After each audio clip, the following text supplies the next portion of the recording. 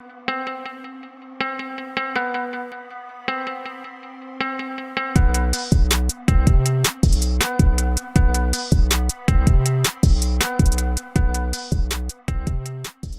everyone. Welcome back to yet another episode of Stereo 7, an audio and visual podcast that gives you inside scoop on our guests and modern day lifestyle.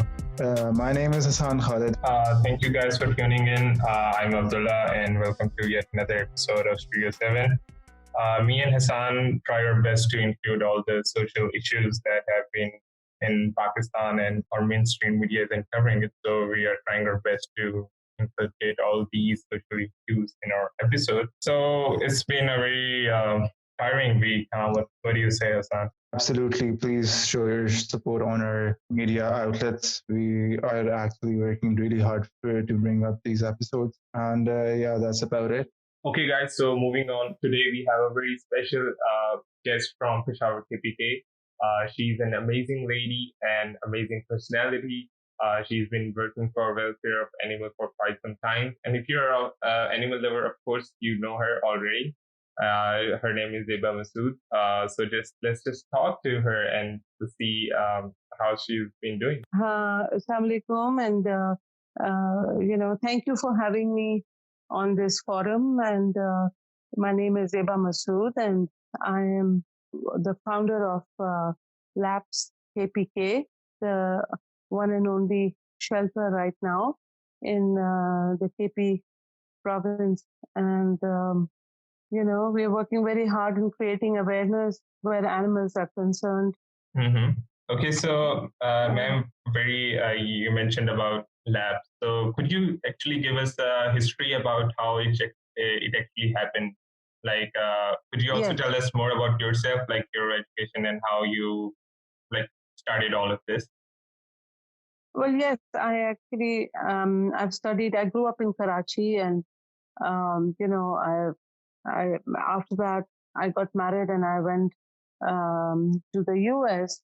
and then I used to visit over the time of the last 30 years, coming and spending time with my parents. And I couldn't do much, but I could see that there were a lot of strays roaming around. So at that time, I never had the time to do anything, but I've just recently come back here because my parents, I wanted to spend more time with them. My mother is not well.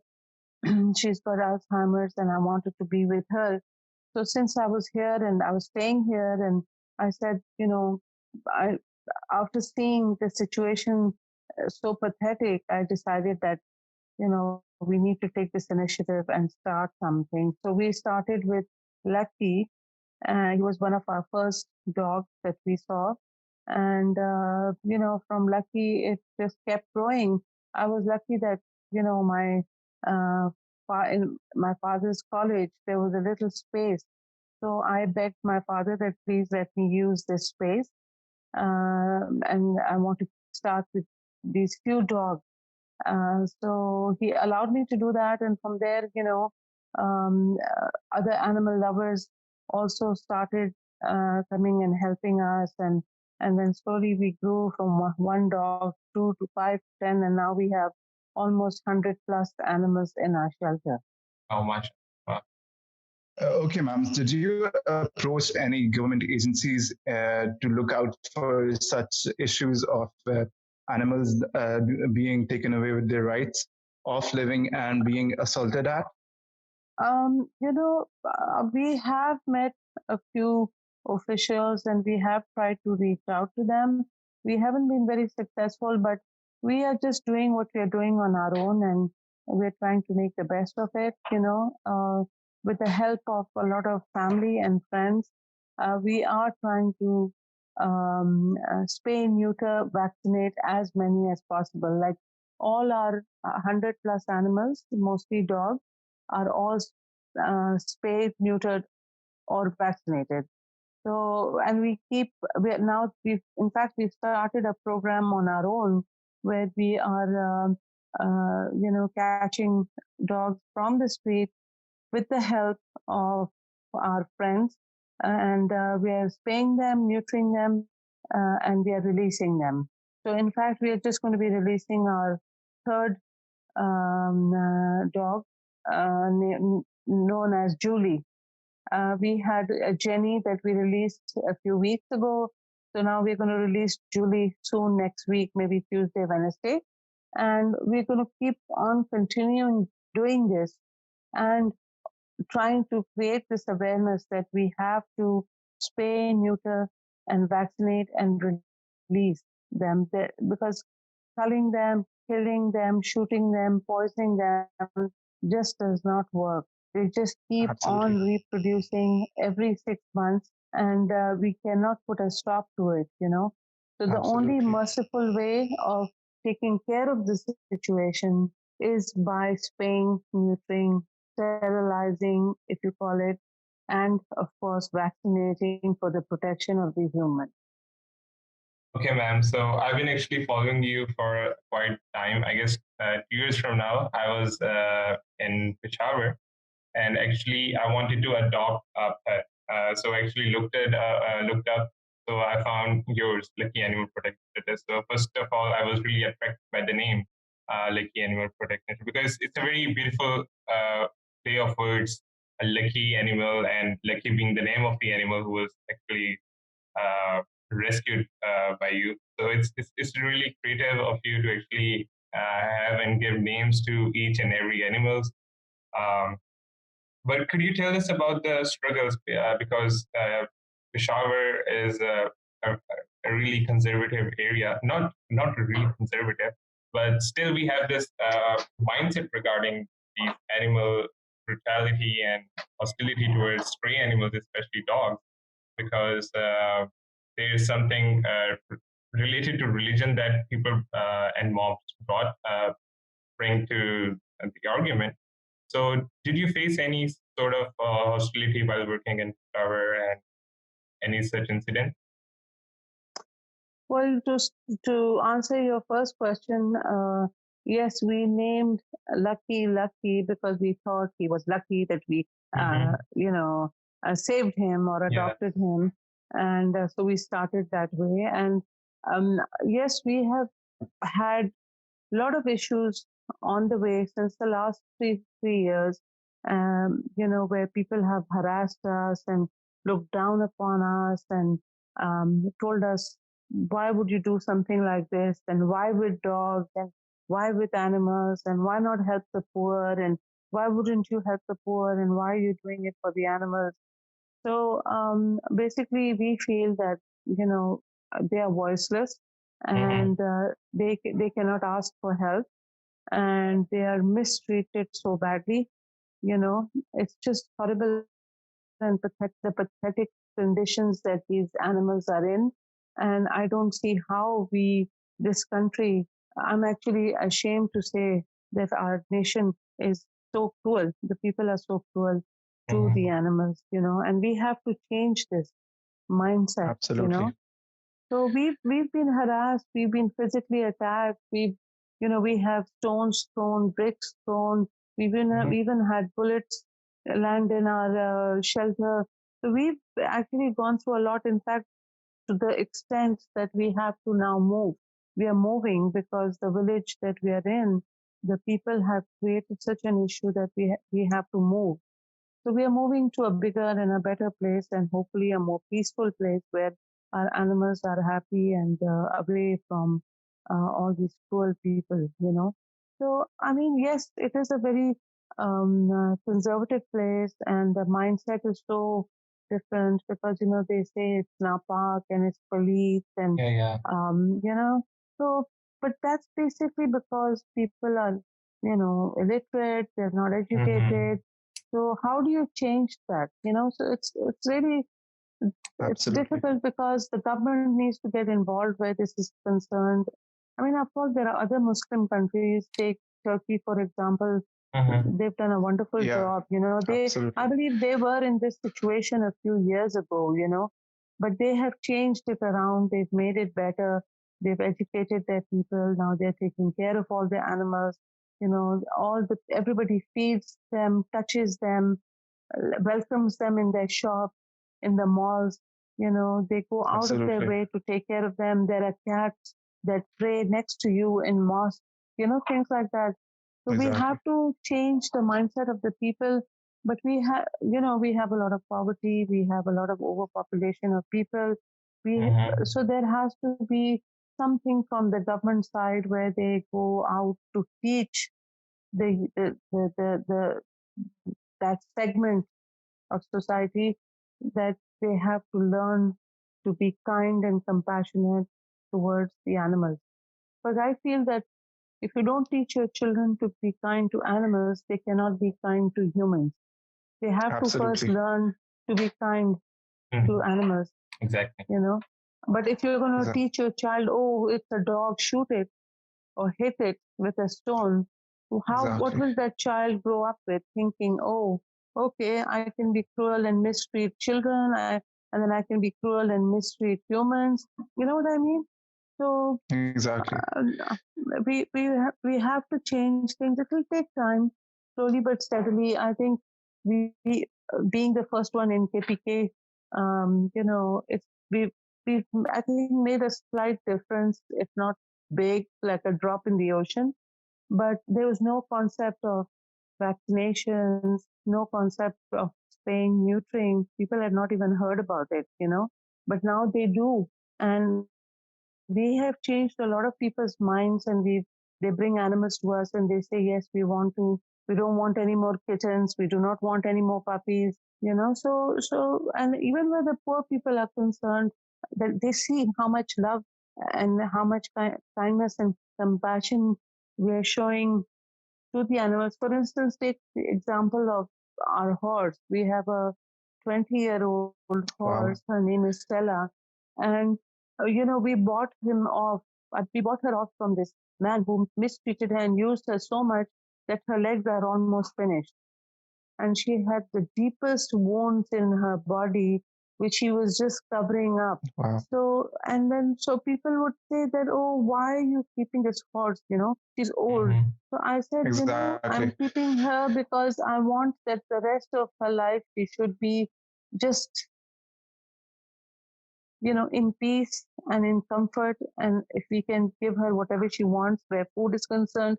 So all she does is just graze the whole day, and Mm-hmm. just to lead the little bit of life that she has in peace.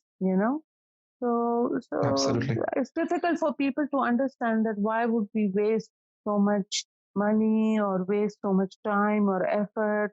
So, but they're trying to understand. It's difficult. They still they still question it, but I think we've made a difference, Abs- creating awareness, which is Absolutely, absolutely. You have created awareness. So I had this question: K, we're fed this at a young age. Us as children, we're fed K, dogs are dangerous and you shouldn't be going close to them.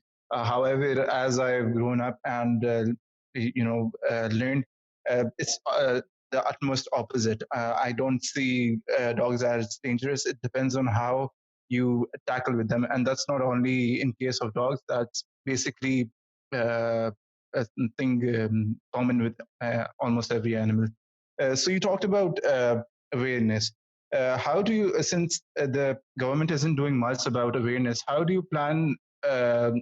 how do you plan of bringing awareness through your platform of labs? Well, to answer your other question, I basically feel that our older generations basically have failed us in this country very badly. I feel whether it's your parents, grandparents, they have, they could have made a big difference and they didn't. The first thing you hear is that, Absolutely. oh, don't bring the dog in the house, don't bring the cat in the house, Mm-hmm. Yeah. Palit hai, keep it Yeah. away, it's dirty. All our grandparents and all that I hear from the kids nowadays is, oh, my parents won't allow me to bring a dog in, my parents won't allow me to get a cat. And it's very sad. So Yeah. many of these kids say, oh, we would love to come and adopt the dogs from you, but our parents won't allow. So I am very, very disappointed in the older generation. They have failed the children miserably. So, other than that, yes, actually, we could use a lot of help from the government, but Absolutely. right now, I don't know where they stand. Hopefully, maybe we can make them realize that this is something that they need to do, and we are working towards that. trying to make that awareness even where they are concerned that please do something, But other than that, we will keep doing what we are doing as labs. We will keep, we are actually very much into this TNR, trap, neuter, release, trap, neuter, vaccinate, and release program. So we will keep doing that. So we're going to be working on batches in different areas where we'll take 50 dogs and start working on them and spaying, neutering them, vaccinating them, and releasing them.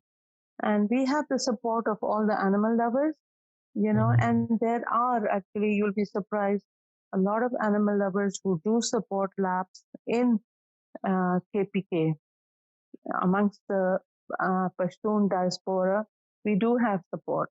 We do have support Absolutely. from overseas, but we do have a lot of support locally, which is great. And that's what I want to reach out to. And I wanted to do this podcast with you because we need to reach out to the younger generation that you guys need to step up and change things for the future, Absolutely. for Yeah. yourself, Yeah. So and to make it a cleaner place to live in, safer. And so that's something that the younger generation, has to do. Yeah. So, it has a lot to do with what you young people decide. Yes, and talking about the awareness, I remember you have these campaigns where you brought in school children from Peshawar government schools and private schools to actually visit the shelter. And, I remember your post, you were actually teaching them how to love and be kind. And normally, children at the young age have really this tendency to actually love animals because they are really, हम वो भी देखते हैं And कि हम वो भी देखते हैं कि जब like कोई भी animal आ जाए तो like kids are the first one to actually go and reach out to those बेशक वो घर में अगर आपकी chickens हो आप लोगों ने Absolutely. मतलब cats रखे हैं मतलब जो younger उनमें लेकिन जब हम उनको एक pressurize करके एक mindset उनका develop कर देते हैं towards hostility that's really a big problem since मैं खुद एक animal lover हूँ I would say लेकिन moving on toward this animal lover side इसकी एक और पाकिस्तान में एक बहुत एक अदर साइड है जो पेट्स लोग खरीद देते हैं और बाद में उनको लाइक इसी तरह रोड और स्ट्रीट्स में फेंक देते हैं तो what do you think इस माइंडसेट का मतलब what do we need as a society के हम लोग इन चीजों को yet भी advocate के एनिमल राइट्स होने चाहिए we buy expensive pets and फिर इस हम उनको छोड़ देते yes, I have a big issue with that because I feel that they're breeding too many, whether it's Shih Tzus or whether it's German Shepherds and Labs, and हैं we have got so many of these breeds that have come and died in our clinic because people don't know how to take care of them. Absolutely. They shock me, वो लोग कहते हैं कि oh, it's a lab, and they bring a puppy, and once the puppy grows, then they don't know how to handle it, and then they take them to these vets who don't know how to deal with pets, give them multiple injections. God knows, we've seen some really horrible situations, and where these breeds have been abandoned and or are in their last stages and dying and coming to us, and because a lot of it has to do with people don't want to spend money on breeds also. They get these expensive breeds, they bring them home, and it's expensive. I keep telling people, before you get a pet, think about it. It costs a lot of Exactly. money. About food, it's a 15-year Exactly. commitment. Who's going to take care of it? Who's going to clean up the poop and the pee? Who's going to Exactly. keep it while you are away from the house or if you're going on a vacation? So all these things have to be considered before you get a pet. Servants, they're not good in keeping animals. They resent too much money being spent. You have to think about these things. You have to make sure the whole family is in agreement when you get a pet, things like that. And then what happens is that most of the time they either just give it to someone or, they abandon it, abandon them yeah and which is horrible. And then it lands up at our place, or, just literally dies or is on the road. It's just not good. And So that's why we love breeds. They're beautiful animals, but Mhm. breeding, I'm against breeding myself actually. I feel that why breed more when there are Exactly. already so many out there? Just adopt the ones that are already out there. You know. Exactly. So So that's what I'm that's saying. my They thing. can't. They can't. They fail to take care of the ones that are actually there, and the ones who breed are actually seeking for money. I guess. So you talked about the crisis of vets, and I have personally faced this crisis as well.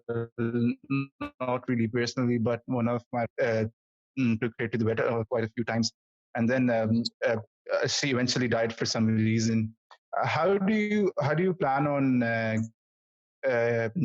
countering this crisis of vets that are there, uh, or the fact that even के इधर पाकिस्तान में तो hospitals भी इतने safe नहीं होते, यानी पता भी नहीं होता कि कौन सा डॉक्टर है कौन सा नहीं है, तो how do you plan on countering this variation?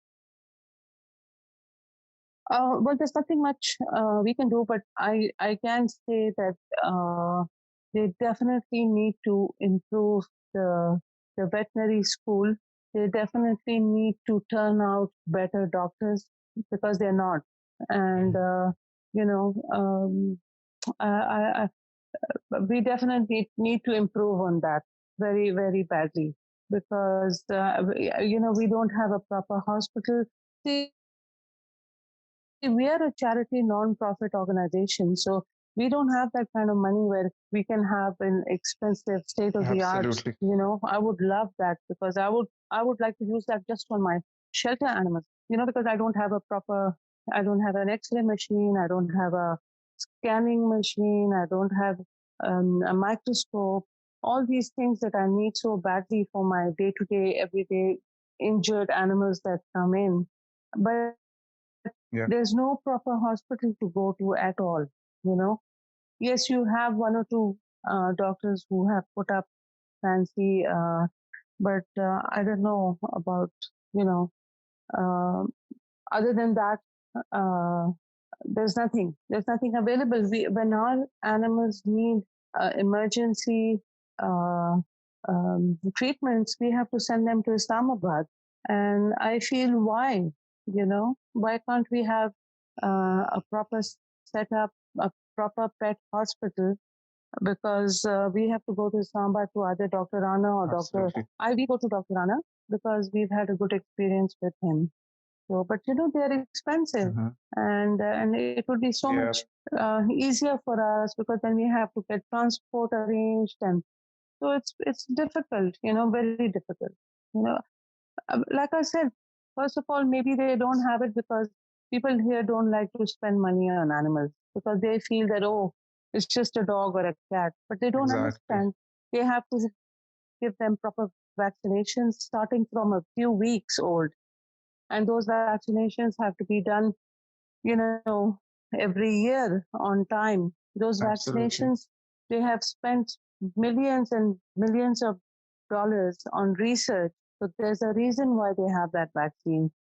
I have seen so many cats come in and who have died because they never got vaccinations. Now, those vaccinations are specially again for these deadly diseases that these dogs and cats have. Dogs have like 6 deadly diseases, cats have about 3, and Mm-hmm. these vaccines are meant for that, you know to save them from those diseases, just like the rabies is meant to safeguard the humans. Absolutely. So it's people have to be educated more, and it comes to the same thing, creating awareness. So we're trying to do that through social media, trying to create all this awareness, teaching people all the time. Please vaccinate. Spay your pets. Let's hope for Yeah. the best, and let's hope we can make a difference. Yeah, you also talked about diseases, but there's another factor, environment, like specific breeds are for specific environments. And I've seen lots of breeds that are supposed to be like in winter climates in Pakistan, like in places like Islamabad and Lahore even. So, like, people really need to be educated about what they are going to get and what they are going to do with them later on. Yes, yes. I mean, like getting huskies Yeah, in this weather, it's just ridiculous. yeah, I mean, fine. If you keep an air-conditioned room for them where they're there, but how can you keep an animal inside an air-conditioned room? It's not meant to be, a trap. you know. Absolutely. So, um, the people who can afford it, fine, very few. But Mm-hmm. even then, I feel it doesn't make sense. Why get such an animal that fine, a lab is okay, or you know, but or Persians are okay because they're inside the house, Mm-hmm. and they're small, they're cats. But still, I mean, people get these very big, hairy, Massive. huskies Yeah. and things like even German Exactly. shepherds. I mean, they have so much. They're double coated and the triple coated, and uh, I don't know how they keep them, and that's how they get sick because they're Yeah. outside and they get tick fever and they get fleas, and they're not vaccinated, and Mm-hmm. very few animal lovers are actually conscious about um, all these vaccinations and going to the vets and checking them up, stuff like that. So there are very few people, very few animal lovers. Okay, just a few months back, there were not really a month. I guess it's almost been a year. There was this crisis in Karachi. Many people were being bitten by stray dogs. Or the local government had this campaign going on where they actually shot dead animals and gave them some sort of poison. And there was a huge pile of dogs that were killed, and that was just insane. So how do you see that as a? I mean, if you see it through their mind, it is a threat, but the way they've killed them isn't an option. So how do you see this? Well, frankly speaking, I would say that uh, they didn't take care of this situation years ago. They should have, started this trap TNR, program long time ago, like I'm saying 20, 30, 40 years ago. They would not have reached this crisis point where there are so Absolutely. many that they don't know what to do with it.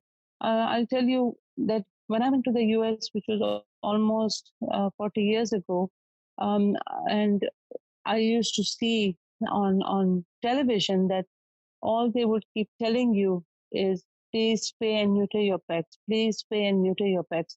So it's been almost 40 years, and I believe that statistics say that there are less animals at the shelters in the US now because people have, because of the awareness, spayed and neutered their animals, and so there are less animals that are abandoned or are in the shelters. So I feel that this is where the government also has failed us in the sense that they should have taken measures and steps where they should have told their vets that are involved in the governments that please do something, and pay and neuter them or don't kill them or create awareness. Something they should have done much before so that we wouldn't have this epidemic or overpopulation of animals.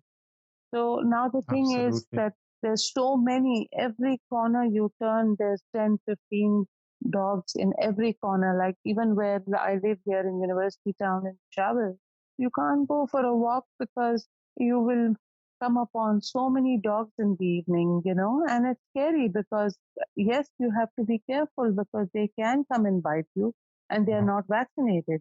So what do you do? It's a difficult situation, and I can understand why people say that, oh, kill them, which is wrong. They shouldn't.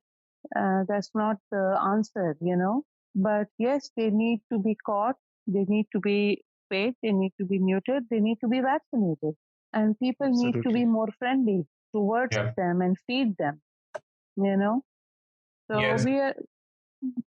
we're trying to do that. We are trying to reach out to people that you like. We got a call from one of the universities, and they told us that we have a lot of dogs and we cannot go out with a with our families, and how can you help us? And so we said, well, first of all, you need to learn to live with them.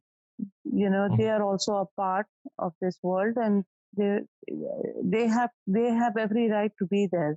So I said that we told them the best thing to do is that let's spay, neuter, vaccinate them, so at least they're safe for your children and for you guys, adults, and even the animals will be happy, and you guys can feed them whatever you can outside. So that's the way. Why can't we do it? Why, if Turkey can do it, if Malaysia and all these other countries can do it, why can't we do it?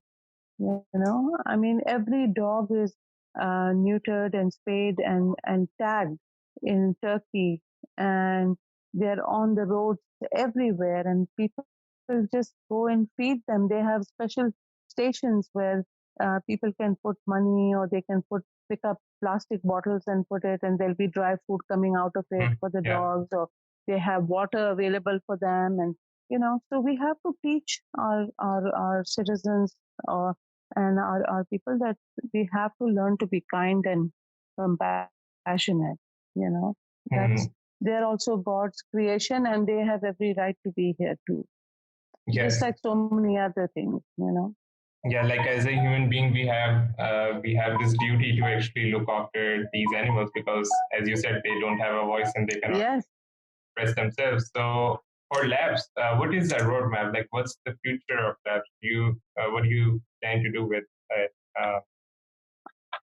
We definitely are going to continue with what we're doing and spay and neuter.